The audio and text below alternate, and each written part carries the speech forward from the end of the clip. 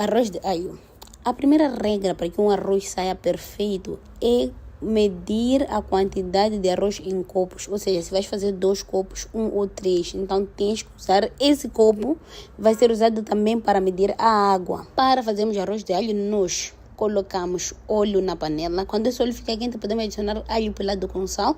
Quem não tiver como pilar o alho, é só cortar, fazer picadinho, muito picadinho mesmo, ou amassar o alho. Em seguida, vamos adicionar o nosso óleo e vamos mexendo muito bem. Nesta fase, acontece a magia daquele aroma de alho maravilhoso. Então, quando este alho começa a pegar uma coloração para acastanhada ou um bocadinho marrom, não pode ficar preto ou castanho, porque aí já é outra receita. Nesta fase, já podemos adicionar a folha de louro e podemos adicionar o arroz. Quem prefira lavar o arroz, mas eu uso o arroz basmati, acho que ele tem menos amido. Eu só lavo o arroz por causa da quantidade de amido.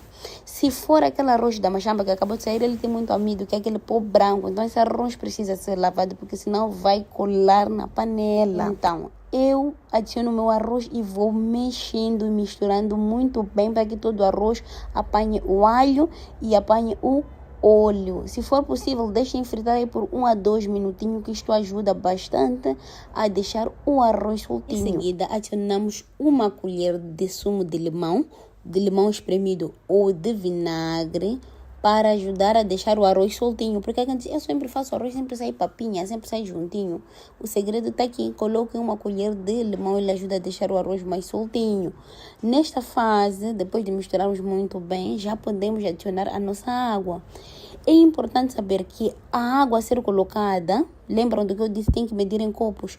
Para 1 copo de arroz, são 2 copos de água. Ou seja, se for já fazer 2 copos de arroz, vais ter que colocar 4 copos de água. Se for fazer 3 copos de arroz, são 6 copos de água. Ou seja, 1 copo de arroz está para 2 copos de água do mesmo tamanho. Então, não importa se vai usar uma caneca. Se for uma caneca de arroz, são 2 canecas de água para esse mesmo arroz. Se fizeres assim, não tem erro. Não vais fazer papas e não vais fazer arroz sem cozer.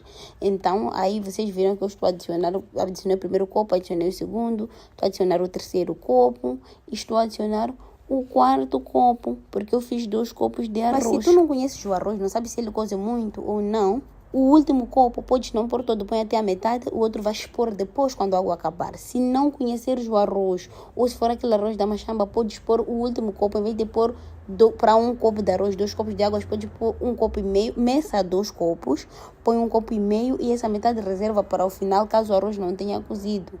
Que é para tu te ambientares com arroz, porque existem arrozes, quer dizer, arrozes que são sensíveis, que podem cozer muito mais rápido, mas é raro encontrar isso. Porque a regra da proporção de 1 copo de arroz para 2 copos de água nunca falha. Depois de só mexermos bem, acertarmos o sal, enquanto nesta água aqui, e fechamos. Podemos fechar por completo a panela ou deixar de lado assim. Se perceberes que colocaste água um bocadinho a mais, não tapa o arroz, que é para ele evaporar com facilidade e não ficar em papinha, percebes? Mas aí eu tapei o arroz para perceber que não tem problema tapar arroz. Porque quem diz que para o arroz sair bem não pode tapar, podem tapar. Se você coloca a quantidade certa de água, você pode tapar aquele coisa de forma perfeita. E vamos mexendo o arroz de baixo para cima, que é para não colar no fundo da panela. Mas também não podemos mexer muito, porque mexer muito ajuda a desfazer o arroz e pode fazer com que ele saia papinha. Então, o meu arroz mexo por aí umas 3 a 4 vezes no máximo. Percebem? Porque senão vai desfazer-se o arroz e pode fazer o arroz em papinha. Mas é importante mexer de baixo para ele não colar no fundo da panela. Depois de tapar a minha panela, eu quando vou destapar, a água já secou, mas não secou completamente.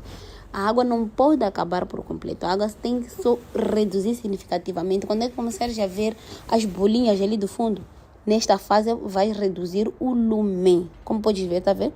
Ainda tem umas bolilitas aí, boletitas. Ainda estou a mexer para vocês verem que a água não acabou. Tem umas boletitas que vocês estão a ver aí.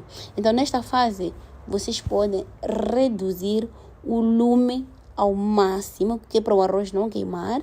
Tapar a panela e deixar ela cozer aí por 10 a 15 minutos com o próprio vapor. Chamamos de chumulelar, é macua. E é o ato de reduzir o fogo ao extremo. Tem que ficar muito pouco fogo.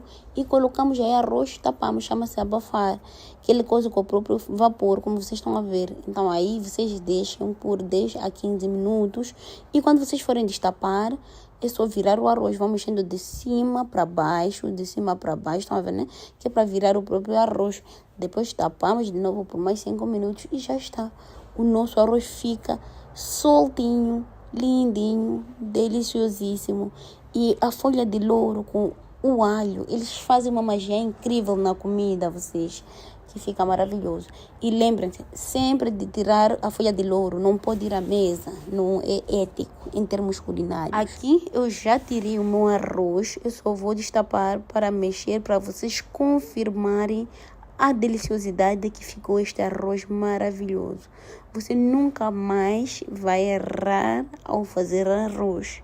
E nunca mais vai ficar sem opções de fazer arroz. Este arroz funciona, vai com feijão, feijoada. Este arroz vai com jardineira de vaca. Este arroz você pode comer com até caril de vaca indiana. Você pode comer este arroz com frango. Esse arroz vai com tudo, com peixe, com tudinho que fica deliciosíssimo. Já mostrei a retirar a folha de louro, que é para vocês verem que isso não pode ir à mesa.